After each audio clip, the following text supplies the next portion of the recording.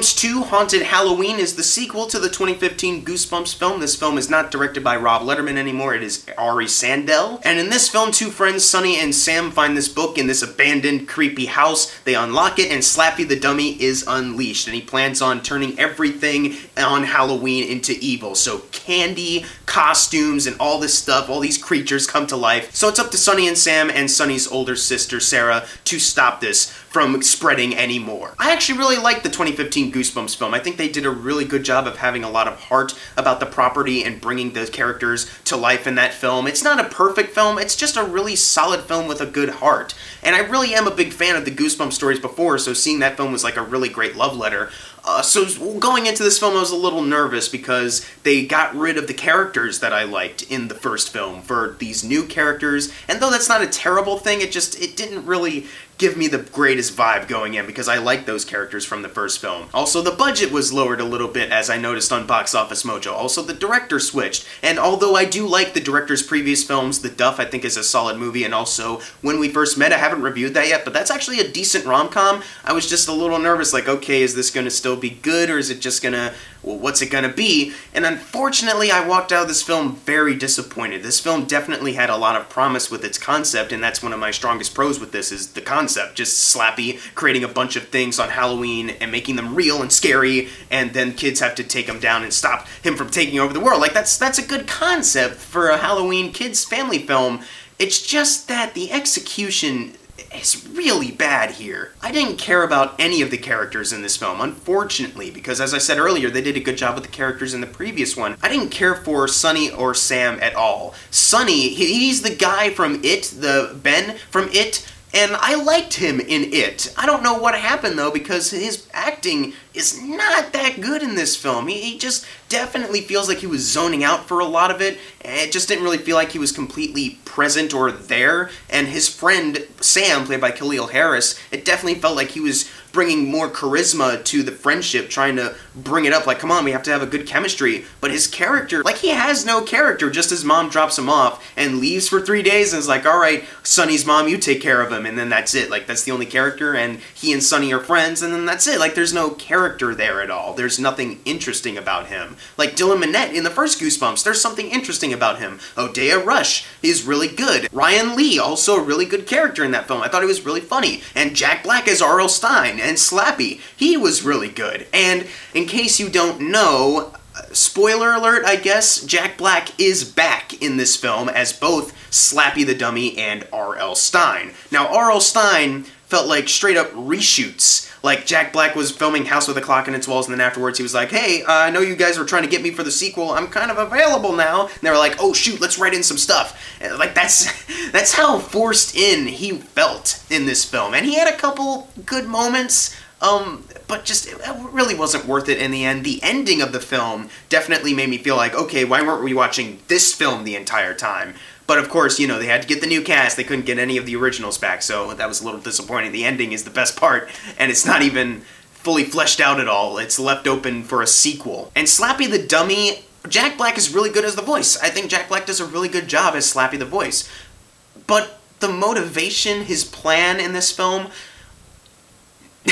No, I don't like that. They tried to cover it up with Jack Black once saying, well, my writing was once just very amateurish, and it was like, oh, okay, that's the excuse. But that's not a good excuse at all, just saying, like, it was amateurish, but it's like, okay, but in the movie, you're not really doing anything that clever with it at all. Like, in the first film, I thought they did a really good job with Slappy and his motivation. I think he had a really good plan, and in this film, I don't know what happened, but everything that was neat about his writing in that film just kind of dropped off entirely. And it doesn't even feel like he has a complete story in this film. Like, he's introduced for a bit, and they're building up to something, and then, oh, nope, we're done with that.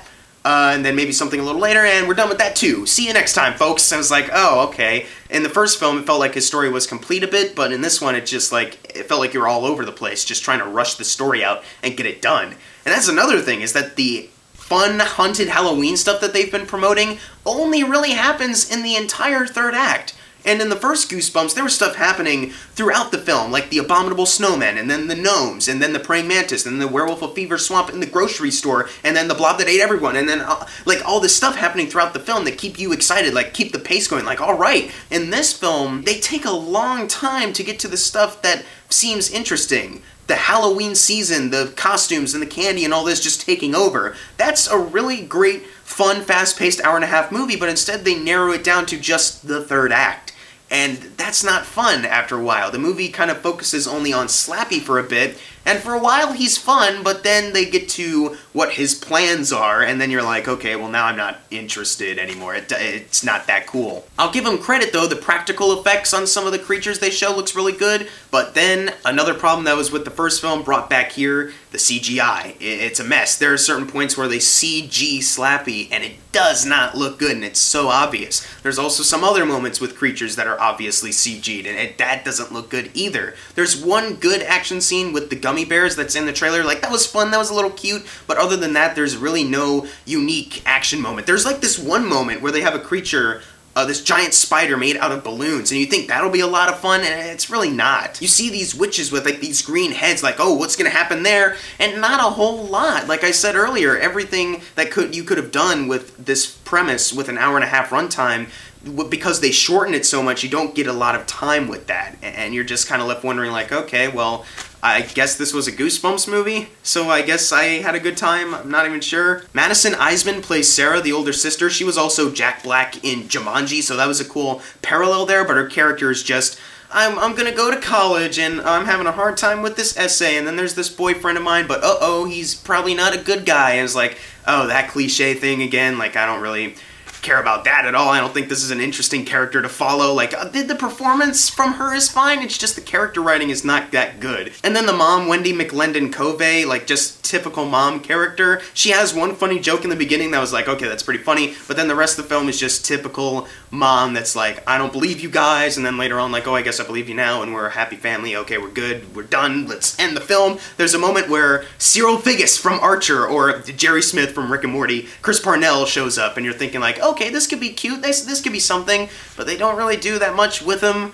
Unfortunately, he's a great guy. I don't know why you're not utilizing him that much. That could have been a really interesting dynamic to have. They don't explain why their father's gone, so they could have had a good moral about family there or something like that.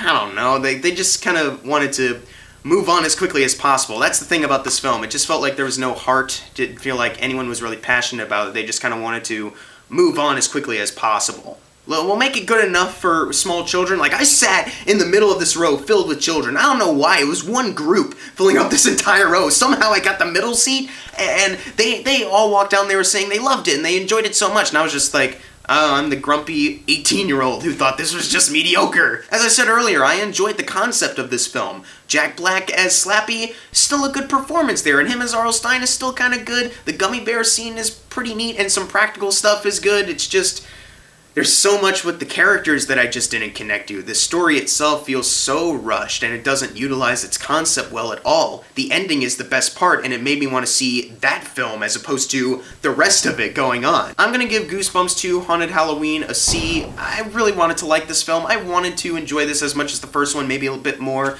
but I just couldn't. It just felt like a TV movie sequel, except maybe a little bit better than that. A little bit more of a budget in there.